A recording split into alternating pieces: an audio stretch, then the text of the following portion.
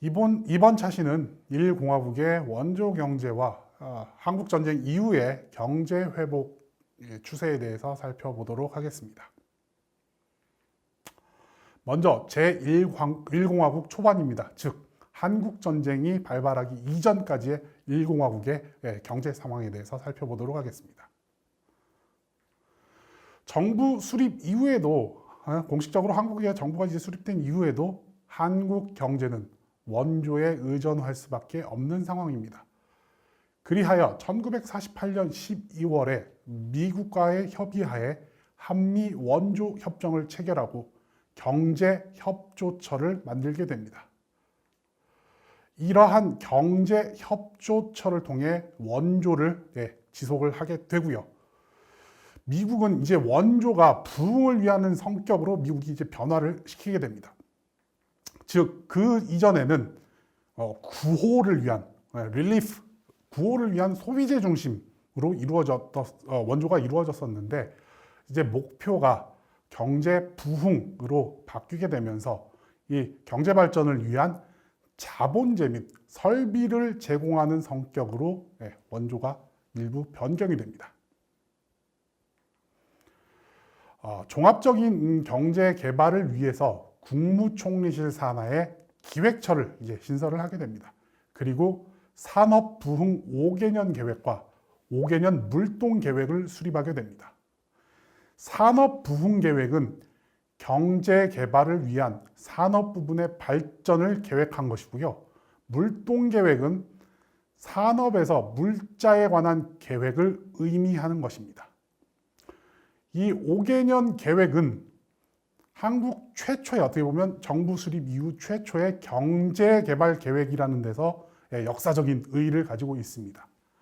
그러나 계획들 사이에 유기적 연계성이 부족하고 구체적인 실천 방안이 결여되어 있다는 한계를 가지고 있습니다. 이러한 산업부흥 5개년 계획과 5개년 물동 계획을 기반으로 종합계획에 맞춰 각 부서는 이제 세부적인 계획을 수립하게 됩니다. 예를 들자면 농림부는 농업과 관련된 증산계획을 3개년짜리 계획을 세우고 상공부 같은 경우에는 석탄과 관련된 5개년짜리 이제 계획을 세우는 등 이 종합적인 계획에 맞춰 각 부서가 이제 세부적인 계획을 세우게 됩니다. 먼저 산업부흥 5개년 계획의 주요 목표는 민수공업품의 자급자족, 수출공업의 진흥, 중공업의 육성, 이러한 것들을 목표로 내세우게 됩니다. 특히 중공업의 육성, 민수공업품의 자급자족, 이런 것들을 위해서 중요한 14개 부분의 산업을 대상으로 시설을 확충하고 생산 증강에 필요한 목표치를 연간별로 계획을 하게 됩니다. 물동 계획의 목표는 농수산, 광공업, 에너지 등의 주요 산업의 거의 모든 분야에서 수급을 안정시키고자 하는 목표를 세우게 됩니다. 그러나 이러한 경제발전 계획의 추진은 1949년도의 하반기에 이제 물가 상승으로 인해서 추진이 어렵게 됩니다. 즉, 5개년 계획을 통해서 경제 재건의 의지를 보였으나 재정 적자의 증가와 통화 팽창으로 인해서 1949년도부터 물가가 급격히 상승을 하게 되고 이로 인해 경제 여건이 불안해지게 됩니다. 이러한 상황에서 미국과 한국은 한미경제안정위원회를 구성하여 이러한 경제 불안에 대응을 하고 경제 안정을 위한 여러 정책들을 입안하게 됩니다. 주요 방향은 성격 자체가 이제 부흥, 발전보다는 경제 안정성으로 변화가 되게 됩니다.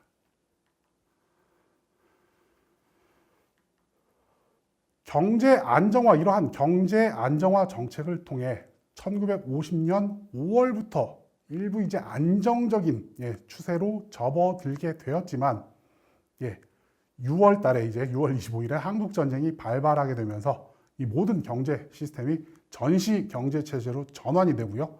경제 개발 추진은 전쟁 이후로 연기가 됩니다. 그러면 이제 한국 전쟁 이후에 경제 개발, 즉 경제 회복에 대해서 살펴보도록 하겠습니다. 한국 전쟁은 남한의 경제적 기반에 심대한 타격을 입히게 됩니다. 표에서 보시는 바와 같이 누적 총 피해액은 4,105억 환입니다. 5억 환이 되고요. 전체 피해 총액으로 기준으로 이걸 100%로 잡게 되면 이제 기업 생산이 16.4%의 피해, 정부가 10%, 사회 간접 자본이 32%, 주택 39%, 가축 1.7% 이런 형태의 이제 피해들이 나타나게 되는데요. 조금 더 자세히 말씀을 드리자면 총 피해액 4,105억 환 정도는 그 당시 기준으로 약 30억 달러에 해당합니다. 당시 규모로 친다라면 1952년과 1953년 2년간 한국의 국민소득 총합과 비슷한 규모입니다. 즉 1952년과 1953년 대한민국에서 벌어들이는 총 수입, 총 소득과 비슷한 숫자라는 거죠. 매우 큰 규모라는 겁니다. 자, 그리고 종업원이 5인 이상의 제조업체 수는 전쟁 전에는 약 5천 개 정도였었는데 전쟁이 끝난 53년 9월 기준으로 할 때는 2,400개로 감소가 됐습니다. 약 50% 이상이 감소를 하게 된 것입니다. 또한 물가도 심각하게 오르면서 이것도 역시 전후 복구에 굉장히 어려운 점으로 작용을 하게 됩니다. 전쟁 비용을 아무래도 조달해야 하기 때문에 통화량이 늘어날 수밖에 없고요. 전쟁 직전 물가 지수를 284 정도로 잡게 된다면 전쟁 직후 물가 지수는 1933으로 잡히게 되는데 이 물가 지수로만 놓고 본다면 약 38배가 전쟁 전후로 오르게 된 것입니다. 휴전 이후에, 즉 전쟁이 끝난 이후에 유엔 및 미국의 원조를 기반으로 이제 경제 개발을 위한 계획을 추진을 하게 됩니다. 당시 이제 한국 전쟁이 시작되면서부터 유엔과 미국으로부터 다양한 원조가 제공되기 시작합니다.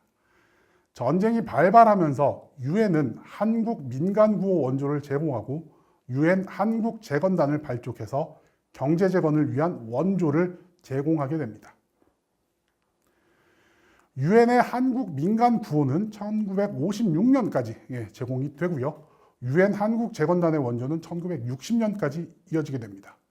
이와 함께 미국은 전쟁 중 기존의 경제협조처를 통한 원조 시스템을 유지하면서 국무성의 국제협조처와 농업수출진흥 및 원조법을 통해 원조를 지속을 하게 됩니다.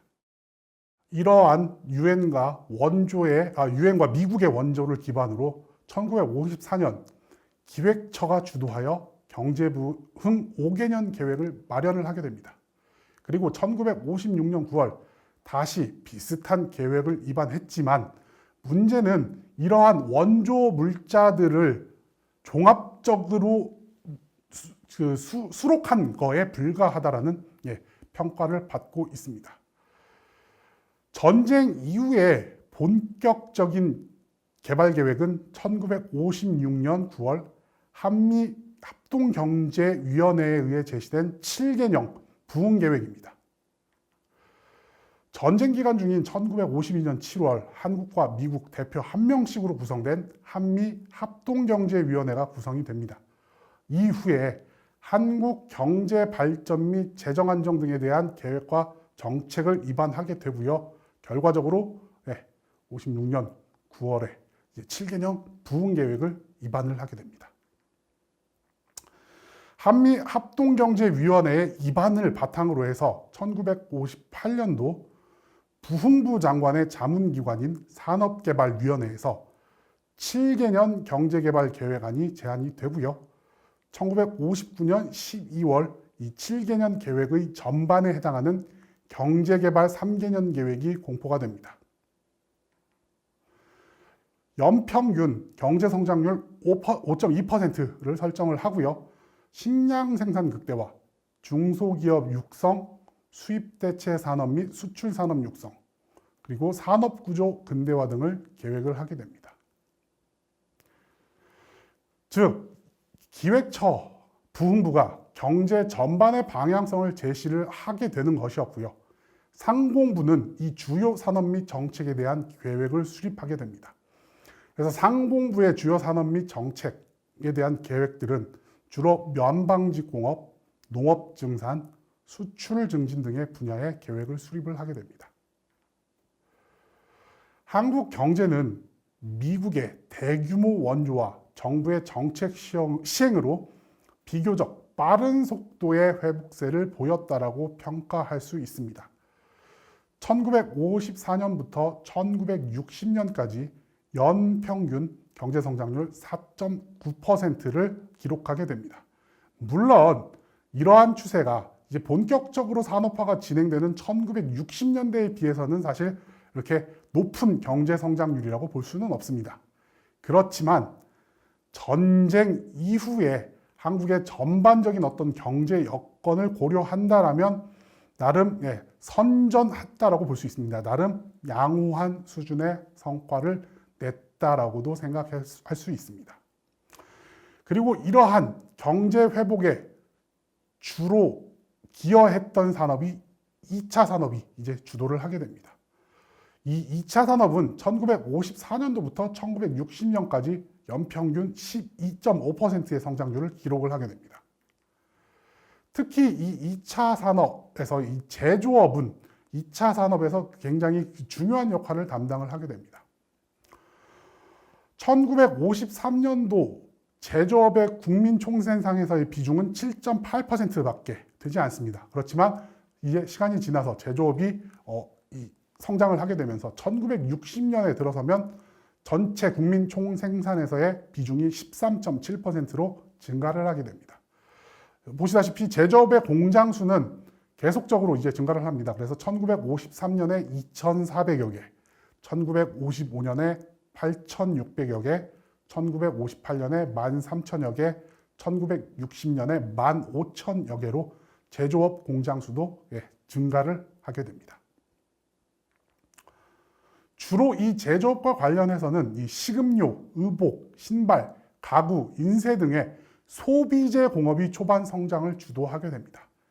그렇지만 1958년 이후부터는 고무, 화학, 유리, 철강과 같은 생산재 공업의 비중이 점차적으로 높아지게 됩니다. 표를 보시면 이 제조업 소비재와 공업과 생산재 공업 비율 변화를 보실 수가 있습니다. 물론 전체 산업 분야에서 차지하는 소비재 공업 비율은 여전히 1950년대를 전체적으로 물론 높다라고 볼 수가 있습니다. 그래서 53년에는 63.8%, 57년에는 79.2%, 1960년에는 68.9%인데 생산재 공업 비율도 점차적으로 이제 증가하는 모습을 보실 수가 있습니다. 그래서 1960년에는 13.5%가 이제 전체 공업에서 생산재 공업이 차지하는 비율로 기록이 되고 있습니다. 이번 자시는 여기서 마무리하도록 하겠습니다.